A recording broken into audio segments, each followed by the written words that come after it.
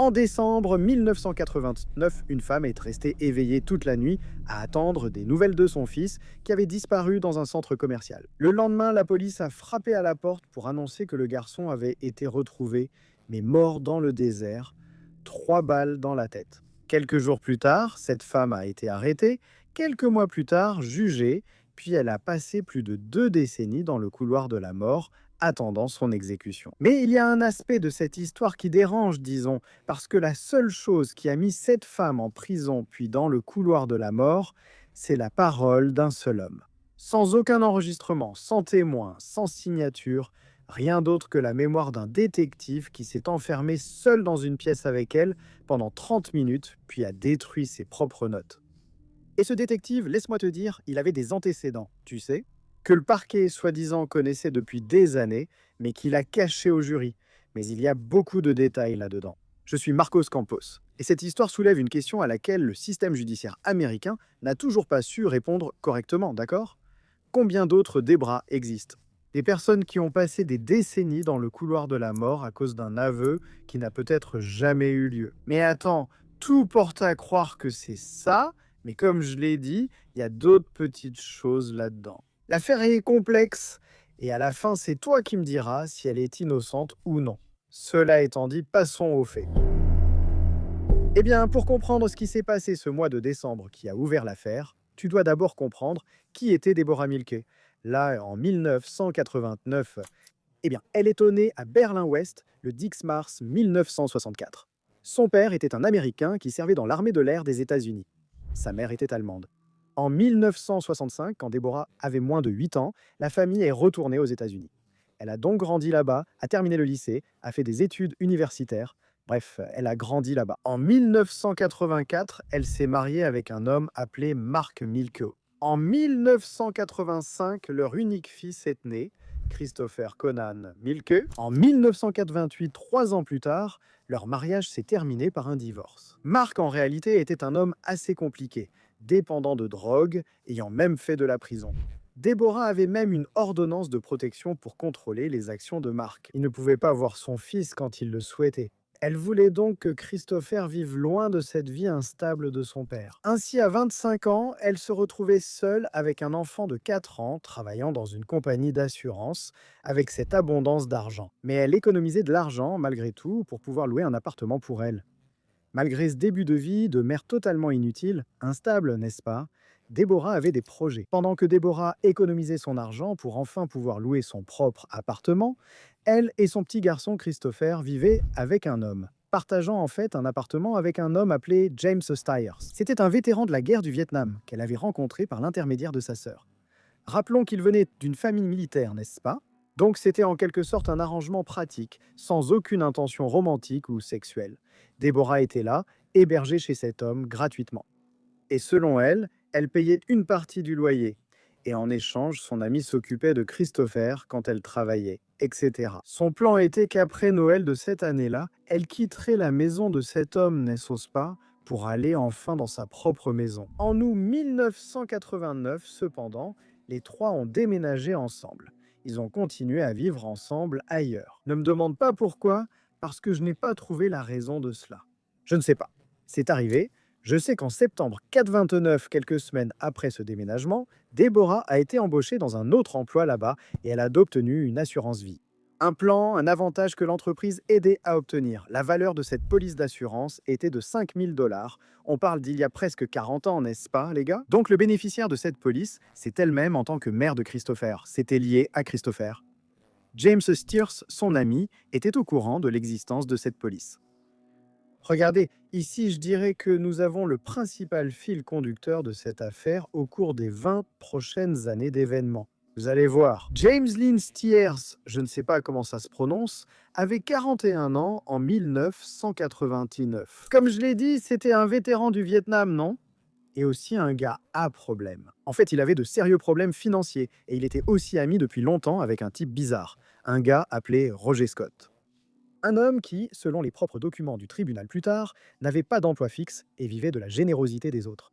Autrement dit, en racontant tout ça, on dirait pas que tout ça va donner quelque chose de bon, n'est-ce pas? Et franchement, ça n'a vraiment rien donné de bon, tu sais?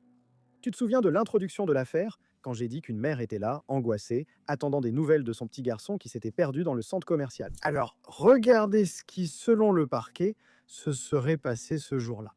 Et regarde, la théorie du parquet est construite à partir des interrogatoires de James Steers lui-même, d'accord? Rappelons ici James, l'ami de Deborah, et Roger, l'ami de James. C'est bon pour vous? Et cette théorie du parquet est la suivante. À un moment donné, avant décembre 89, James et Deborah auraient discuté de l'assurance vie de Christopher, liée à son petit garçon Christopher. James aurait alors proposé un plan. Et Deborah aurait accepté ce plan. James aurait alors convenu avec Roger, son ami, que tous les deux emmèneraient le garçon dans le désert. Et James lui tirerait dessus. En échange, Roger recevrait là-bas une somme d'argent et James garderait une partie de l'assurance vie, les 5000 $. Les gars, selon certaines sources, ce Roger recevrait 250 $ pour faire ce qu'ils ont fait ensemble, n'est-ce pas? Prendre la vie d'un enfant de 4 ans. C'est la version de l'accusation, d'accord? Ce que le procès n'a jamais réussi à prouver de manière indépendante, c'est le lien entre cette version et Deborah Milk. Pourquoi? Je vais vous expliquer. Parce que ni James ni Roger, jamais, lors de leur propre procès par la suite, n'ont désigné Deborah comme commanditaire devant un tribunal. Et la seule personne qui a dit qu'elle était impliquée dans toute cette histoire, et qui a même dit qu'elle avait avoué, c'est un détective appelé Armando Saldette. Mais attendez, je vais déjà vous parler de ce type, il y a beaucoup de choses à dire sur lui, d'accord? Attendez un instant. D'abord, revenons à ce samedi de décembre 1989, quand la petite fille innocente allait faire une promenade. C'était le 2 décembre 1989, quelques semaines avant Noël, n'est-ce pas? Christopher avait 4 ans. La veille de ce jour-là, il avait rendu visite au Père Noël au centre commercial Metro Center à Phoenix, en Arizona. Il avait tellement aimé qu'il a demandé à y retourner. James Steers a proposé d'emmener le garçon. À l'époque, tous vivaient là-bas, paisiblement. Il a pris la voiture de Deborah ce matin-là et a dit à Christopher qu'ils allaient au centre commercial voir le Père Noël, puis ils sont partis. Deborah serait donc restée à la maison, en train de faire la lessive, de suivre sa routine là-bas. Et ce qui s'est passé ensuite, ce que je vais vous raconter, vient des propres témoignages des personnes impliquées. D'accord? James Steers, ou Steers, est passé chez Roger Scott, son ami. Il est allé le chercher là-bas. Et les trois, James, Roger et le petit Christopher, sont sortis se balader en ville. Ils ont déjeuné ensemble, ont fait quelques arrêts ici et là, tout était normal, mais ça n'a pas duré longtemps. Ensuite, James a conduit la voiture jusqu'à un ravin dans le désert, au nord de Phoenix, un endroit complètement isolé, sans témoins. Et c'est là que les deux salauds, traîtres, lâches, ont assassiné Christopher avec 3 balles dans la tête. L'après-midi donc, ce même jour, comme si de rien n'était, où tout à coup, je me disais, oh, peut-être que tout s'était passé comme prévu, non? Je ne sais pas, vous me direz ensuite ce que j'en pense. Eh bien, James a donc appelé la maison de Deborah, où ils vivaient tous ensemble, et il a dit que Christopher avait disparu dans le centre commercial.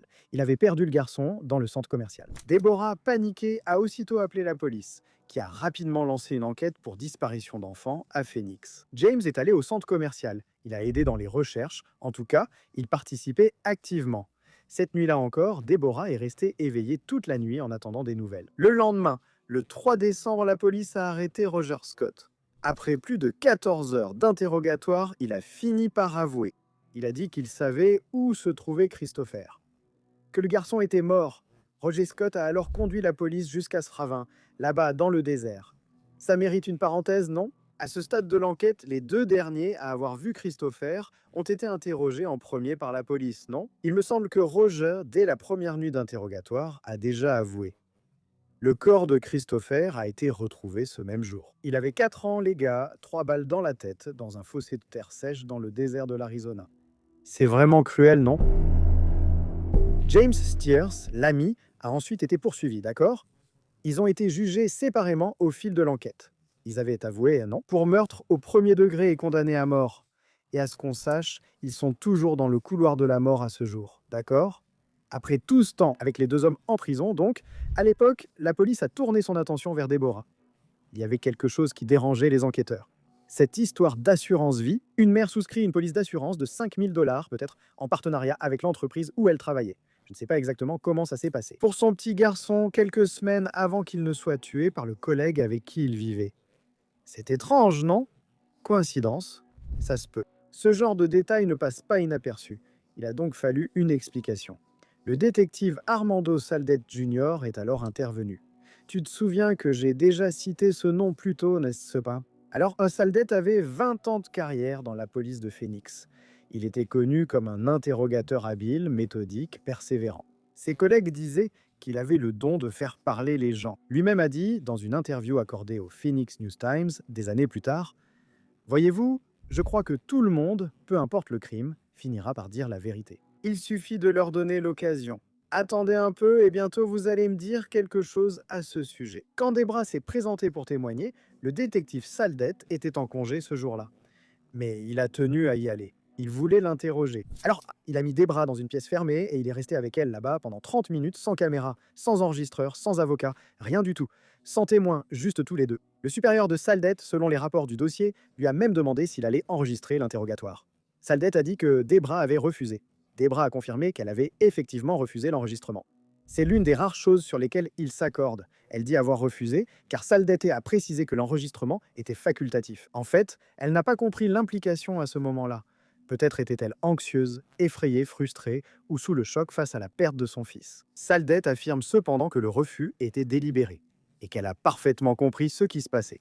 3 jours plus tard, Saldet a présenté un rapport écrit de 7 pages, décrivant ce qui s'était passé pendant ces 30 minutes d'interrogatoire. Dans ce rapport, il affirmait que Debra Milk avait spontanément avoué avoir planifié l'assassinat de son propre fils avec James Stanley, qu'elle voulait l'argent de l'assurance, et qu'elle pensait que Christopher allait devenir comme son père, un drogué, un criminel, que le garçon était une gêne pour elle. Saldet a écrit qu'elle avait dit ceci: j'ai simplement décidé qu'il vaudrait mieux pour Christopher de mourir. Il a aussi écrit qu'elle avait volontairement renoncé au droit d'avoir un avocat présent lors de l'interrogatoire là-bas. Après avoir rédigé le dit rapport, Saldet a détruit les notes originales qu'elle avait prises pendant l'interrogatoire.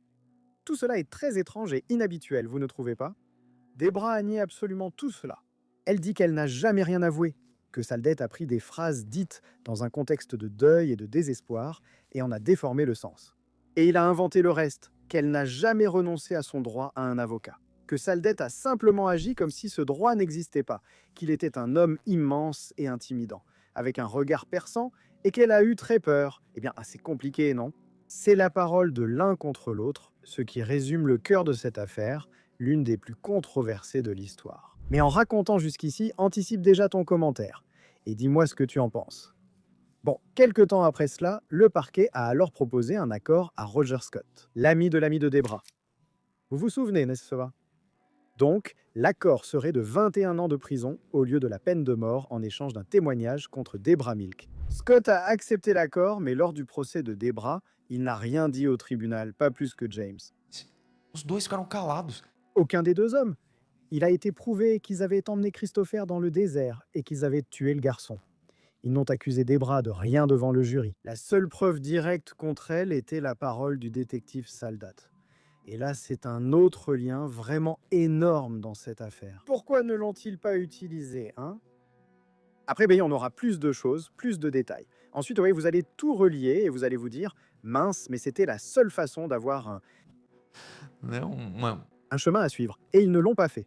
Mais j'ai tenu bon. Le procès de Debra Milk, les gars, a eu lieu en 1990, d'accord? Le procureur a construit l'affaire sur 2 piliers. L'assurance vie de 5 000 $ et la prétendue confession faite au détective. Le procureur a dépeint Debra comme une mère qui voyait son fils comme un obstacle, un fardeau pour une vie meilleure. Une jeune femme qui voulait se débarrasser de l'enfant qui, soudainement, la liait à son ex-mari. La défense a tenté de déconstruire l'aveu. Debra est montée à la barre des témoins et a nié chaque mot que le détective Saldat lui avait attribué. Elle a dit qu'elle n'avait jamais fait de mal à son fils et que Christopher était tout pour elle. Mais Debra avait un sérieux problème avant même que le procès ne commence. Elle n'avait pas d'argent. L'assistance juridique qu'elle a reçue pendant les premières années était précaire. Ce sont des détails importants sur Saldat qui auraient pu changer le procès, mais la défense ne les a jamais découverts ni présentés, pas parce qu'ils n'existaient pas, d'accord? Car la défense manquait de ressources pour enquêter à fond. Aller remuer ce nid de guêpes, pas vrai? Écoutez, un avocat de la défense aurait eu beau jeu dans cette affaire, non? Donc, le jury a dû trancher à ce moment-là. Croire au détective avec 20 ans de carrière, un gars habile dans l'interrogatoire, ou croire une mère qui était accusée d'avoir commandité le meurtre de son propre fils pour toucher l'assurance vie? Le jury a choisi le détective. Le 18 janvier 1991, Debra Milk a été condamnée à mort. À 26 ans, elle est entrée dans le couloir de la mort pour femmes en Arizona. L'une des 4 seules femmes à se trouver dans le couloir de la mort de l'État à ce moment-là. Et comme cela arrive parfois, n'est-ce pas? Il y a un gros os dans cette histoire, inutile de le préciser. Ce que le jury ignorait et que le procureur ne leur a jamais dit, c'est là tout le nœud de l'affaire. Tiens-toi bien. Armando Saldete, le détective habile, avait un passé. Écoute, ça a à voir avec ses compétences. Ce n'est pas une rumeur, les gars. Ce n'est pas une accusation sans fondement, d'accord? C'est un passé documenté avec des dates, des numéros de dossier et des descriptions détaillées que le bureau du procureur connaissait lui-même et a gardé secret pendant tout le procès. Saldette avait été suspendu pendant un certain temps, juste pour vous donner une idée de ce qu'il faisait. Après avoir arrêté une conductrice lors d'un contrôle routier, il lui a dit: il y a quelques irrégularités. Je peux fermer les yeux, mais en échange, n'est-ce pas? Vous voyez, n'est-ce pas? Donc, après avoir menti systématiquement à ses supérieurs sur ce qui s'était passé, il n'a cessé de nier que lorsqu'il a été soumis à un détecteur de mensonges et que le résultat lui a été défavorable. Il a seulement eu 5 jours de suspension avant de reprendre le travail. Et ce n'est pas tout, bien sûr.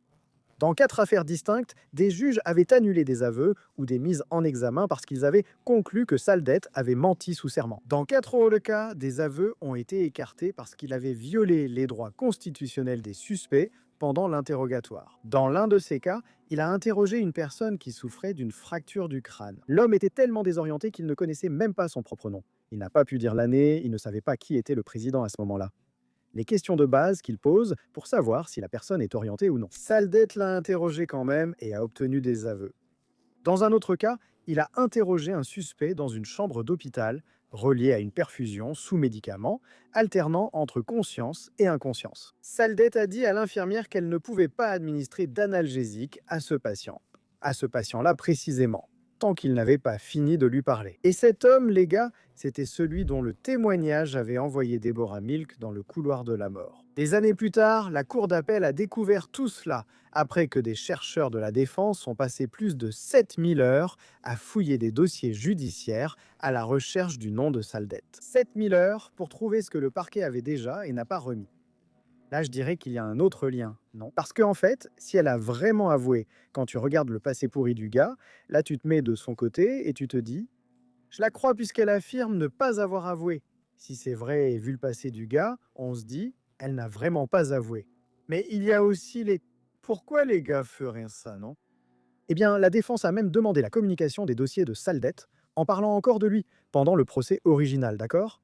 L'État a demandé au tribunal de bloquer cette convocation. Le tribunal a accepté partiellement. Les registres les plus compromettants n'ont jamais été présentés au jury. Pendant plus de 22 ans, Deborah Milk s'est réveillée chaque matin dans le couloir de la mort, en Arizona, accusée d'avoir tué ou commandité le meurtre de son propre fils. Elle, bien sûr, a fait appel, a perdu, puis a fait d'autres recours. Les tribunaux d'État ont maintenu la condamnation à plusieurs reprises. Faute d'argent et avec une défense précaire dans les premières années, la procédure a avancé lentement devant les tribunaux fédéraux. Deborah est devenue une affaire relativement connue dans les milieux militants contre les condamnations injustes. C'est l'une des femmes les plus souvent mentionnées lorsqu'on parle des erreurs du système de peine de mort américain. Mais les condamnations injustes sont difficiles à faire annuler, tu sais? Très difficiles, je dirais. Le système n'aime pas trop admettre qu'il s'est trompé, tu sais, surtout dans les affaires d'homicide. Mais il y a toujours un mais, n'est-ce pas? En mars 2013, plus de 22 ans après la condamnation, une formation de 3 juges de la Cour d'appel des États-Unis a annulé à l'unanimité la condamnation de Deborah Milk. La décision était prise.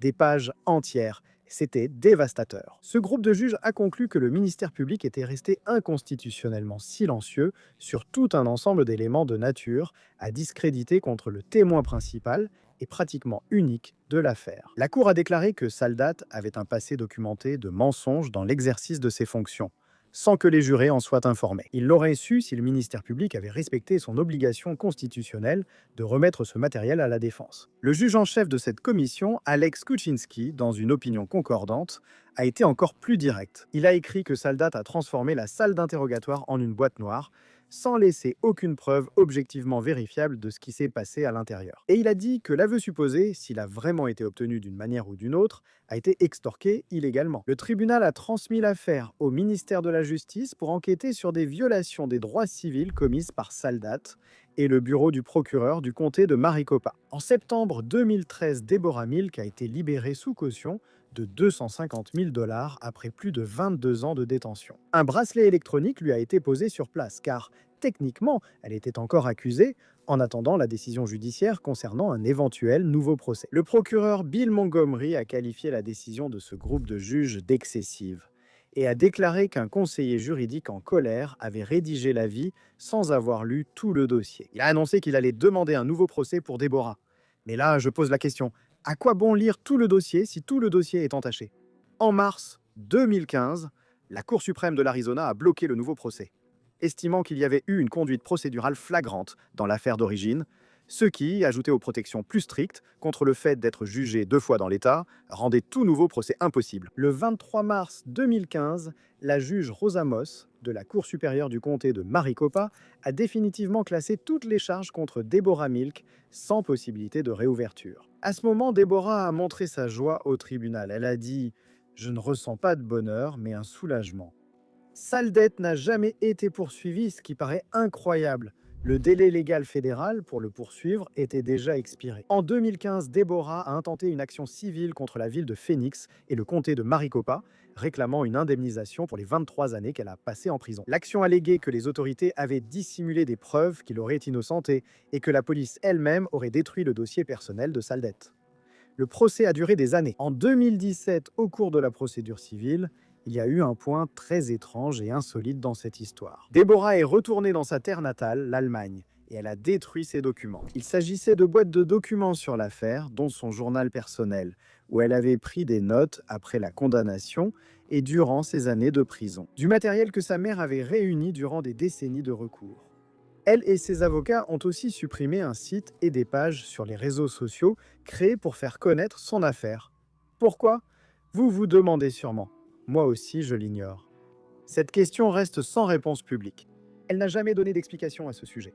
Ce que la juge fédérale a conclu dans les dossiers de la procédure civile, c'est que ces documents, en particulier le journal écrit juste après la condamnation, étaient précisément ceux qui auraient abordé la question centrale de l'affaire, à savoir ce qui s'est réellement passé lors de cet interrogatoire avec Saldette. En les détruisant, elle a retiré du dossier la seule trace personnelle et contemporaine de sa propre version. Deborah Milk n'a jamais touché d'argent pour ses 20 ans passés en prison, plus exactement dans le couloir de la mort, n'est-ce pas? La décision de justice a souligné qu'en les détruisant, elle avait en quelque sorte nui activement au déroulement de sa propre procédure. Pour quelqu'un qui a passé plus de 2 décennies à être possiblement victime d'un système qui a caché des preuves, détruire des preuves dans sa propre procédure d'indemnisation est un choix plutôt étrange et qui lui a tout coûté, n'est-ce pas? Convenons-en, pour être plus précis, c'est incompréhensible, n'est-ce pas? James Steers et Roger Scott restent dans le couloir de la mort en Arizona. Personne ne conteste que ce sont eux qui ont emmené le petit Christopher faire un tour en voiture, mais ils l'ont emmené dans le désert et ont tiré 3 fois dans la tête de l'enfant ce samedi de décembre, où le petit garçon pensait qu'il allait voir le Père Noël. Ce qui reste sans réponse est plus simple et sans doute plus troublant que toute théorie, d'accord? Ce qui s'est réellement passé pendant ces 30 minutes dans une pièce fermée, sans caméra, sans enregistrement, sans témoin, avec les notes détruites juste après. Une femme affirme qu'elle n'a jamais rien avoué. Un détective avec un passé documenté de mensonges sous serment affirme qu'elle a bel et bien avoué. Les 2 seuls hommes pouvant confirmer quoi que ce soit, les tueurs de l'enfant, ne l'ont pas cité comme commanditaire au tribunal. C'est sans doute la partie qui nous embrouille le plus, non? Puisque les 2 hommes auraient pu bénéficier de la mort de l'enfant, ils devaient avoir un lien avec sa mère, non?